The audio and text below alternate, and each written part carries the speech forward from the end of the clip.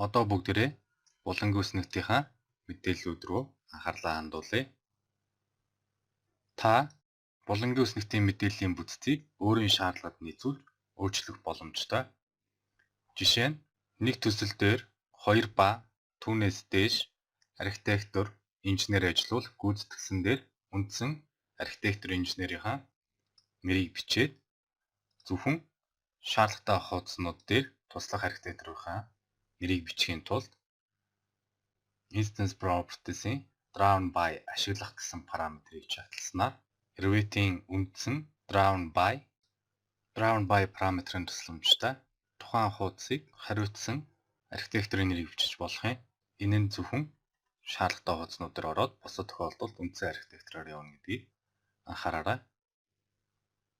Мөн та бүхэн зургийнхаа төрөл буюу маркийг харуулах эсвэл зургийнхаа маркийг хуудасны дугаартай харуулах гэсэн хөлбөрүүдээс сонгож болох юм. Энэ тохиолдолд хуудасныхаа дугаарыг өөрчлөхөд автоматар дагаж өөрчлөгдөх болно. Бүр эсвэл та бүхэн Revit-ийн sheet number буюу дахин давтагчгүй unique дугааруудыг харуулахаар ашиглаж болох юм. Энэ тохиолдолд уг дугаарыг харуулж байгааг анзаарч байгаа. Мөн та бүхэн зургийн маань гарчиг нүдэндээ багтахгүй байвал гарчгаа шахах боломжтой. Мөн булангийн үснэгтийн масштабын мэдээллийг хүснээрээ тааруулах боломжтой.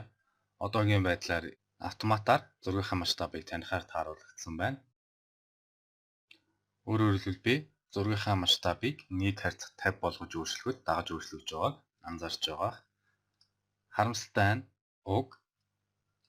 Харамсалтай нь энэ нь зарим тохиолдолд бидний шаардлагыг хангадгүй.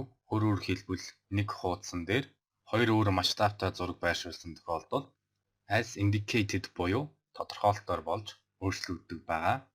Хүсвэл та бүхэн булангийн үснэгтээ сонгоод instance properties дээрээс масштаб хэрэглэгч тодорхойлох гэсэн сонголтыг шатлаад өөрийн хүссэн хэлбэрээр масштабаа бичих боломжтой. Бүр эсвэл edit type дээр товшоод масштаб тодорхойлолтоор гэсэн параметрийг шатласнаар масштабын оронд тодорхойлолтоор гэсэн үгийг товчилж бичих боломжтой байгаа. Гэх мэтчлэн та бүхэн өөрсдийн хүсэл шаардлагад нийцүүлж хүснээрээ тохируулж янзлах боломжтой. Мөн бидний ажлыг хялбарчлах зорилгоор энд тухайн хуудасны хэвлэсэн онцаар цаг, минут, секундээр харагдах болно. Харин энд булангийн үснэгтийн форматын хэмжээ харагдах болно гэдгийг анхаараарай. Та бүхэнд булангийн үснэгтийн маань family таалагдана гэдэгт итгэж байна.